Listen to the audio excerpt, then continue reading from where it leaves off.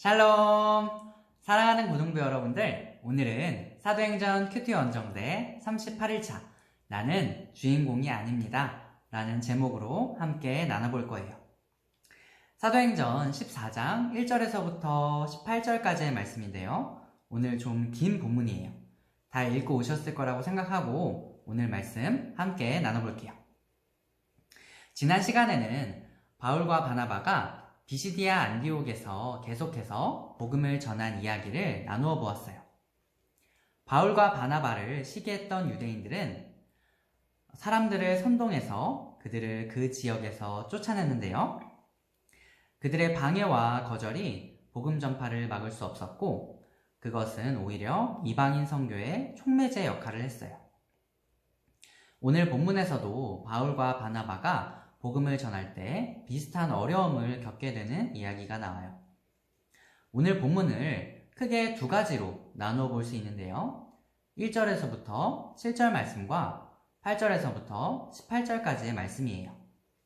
먼저 1절에서부터 7절 말씀에서 유대인들에 의해 비시디아 안디옥에서 쫓겨난 바울과 바나바는 이고니온으로 가서 복음을 전해요. 이고니온은 비시디아 안디옥에서 약 140km 정도 떨어진 루가오니아 지방의 수도로서 비옥한 농경 지역의 중심지였어요. 바울과 바나바가 이고니온에 있는 유대인의 회당에서 말씀을 전했더니 청중들의 반응이 두 가지였어요. 한편으로는 복음을 들은 수많은 유대인과 헬라인들이 복음을 받아들여 믿음을 갖게 되었어요.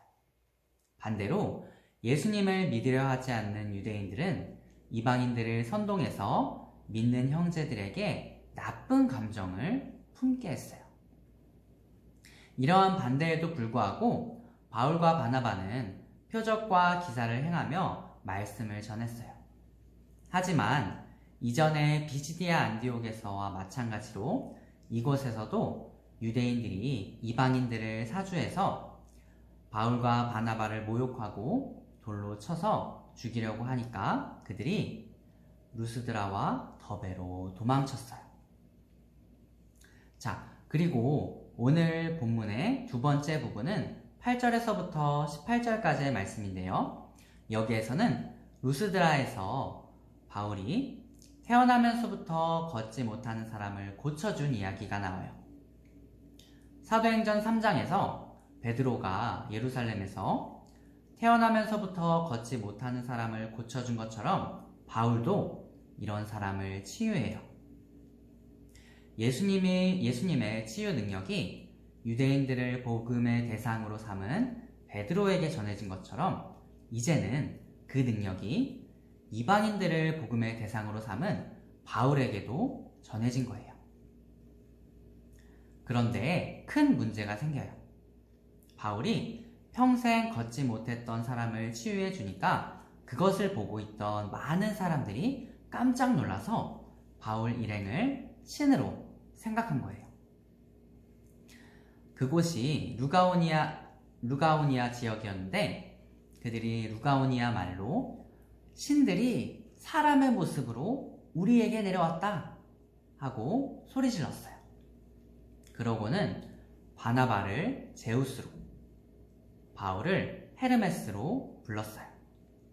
헤르메스는 당시 신화에서 제우스의 대변인 역할을 하는 신이었어요. 그들이 루가오니아 말로 하니까 어쩌면 그때까지는 바울과 바나바가 이게 무슨 일이지? 싶었을 거예요. 그런데 13절에서 성 바깥에 있는 제우스 신당의 제사장이 황소 몇 마리와 화환을 성문 앞에 가지고 와서 군중과 함께 바울과 바나바에게 제사를 드리려고 했어요. 그랬더니 바울과 바나바 두 사도는 자신들이 우상 숭배를 받는 대상이 되어버렸다는 사실에 옷을 찢었어요.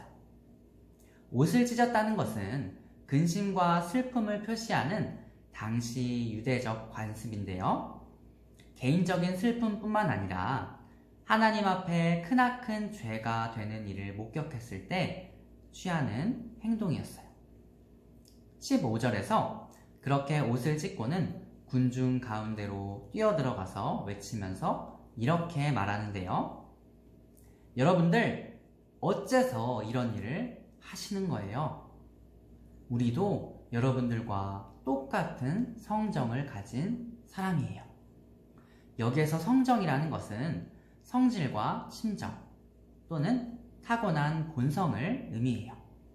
다시 말해서 바울은 우리도 여러분들과 똑같은 사람이에요 라고 말을 한 거예요.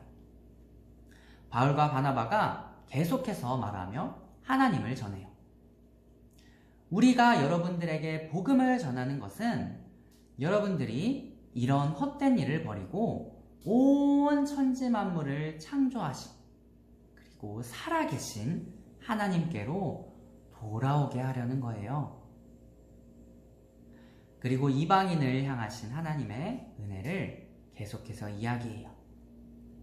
하나님께서는 지나간 세대에는 이방 민족들이 자기네 방식대로 살아가게 내버려 두셨어요.